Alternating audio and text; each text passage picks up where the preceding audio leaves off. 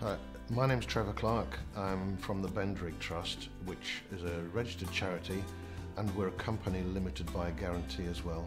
And the whole enterprise was set up in 1978.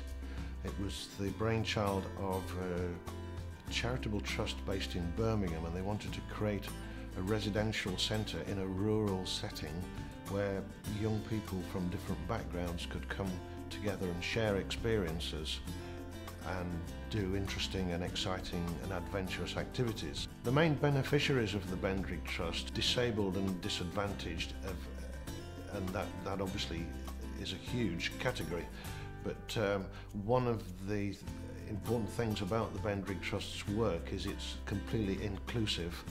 So we see people with physical disabilities, sensory disabilities, learning disabilities, and young people from disadvantaged backgrounds. The Bendrigg Trust is quite expensive to run. At the moment we're employing about 25 members of staff, but we make a charge to all the groups that come and stay with us, which covers probably about 75% of the running costs of the centre. So then on top of that, we have to fundraise to create a balanced budget.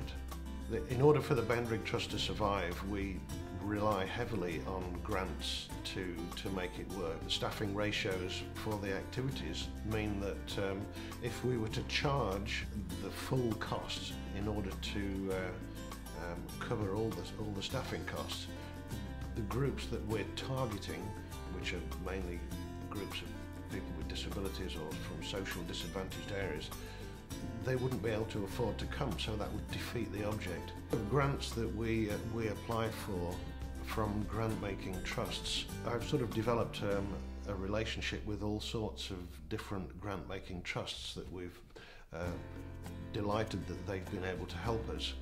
And if you're successful with one grant-making trust because they like the work you do, it's likely that they'll be able to help you with funding in a couple of years' time when you've got another project. Fundraising for the Bendrigg Trust presents a huge set of challenges. You find, for example, that if you write cold to an organisation that's never heard of the Bendrigg Trust, the success rate it might be as low as 5%. Writing in that sense to a grant-making trust that have helped us before, there's usually a good maybe 80–85% chance of success. Fundraising at Bendrigg can take many different forms, from a street collection to raise the profile of what we're doing at the centre, and that might only raise £400 or £500, and there are easier ways actually to raise £500. But the future of fundraising at the Bendrigg Trust, we've come to a sort of crossroads, I think, because I'm spending a huge amount of my time as the head of centre writing to grant-making trusts, and for the future I don't think that is, well, I know it's not sustainable.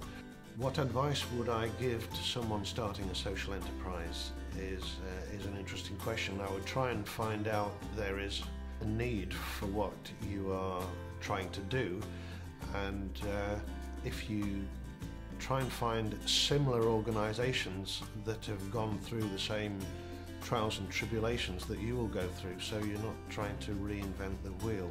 We've had a lot of help at Bendrigg in the past from higher education and further education organisations in terms of trainee programs, getting students involved in projects at the Bendrigg Trust. So I think involving students in the work we do, I think the students that come from colleges and universities to work at Bendrigg, they might be our staff and trustees for the future.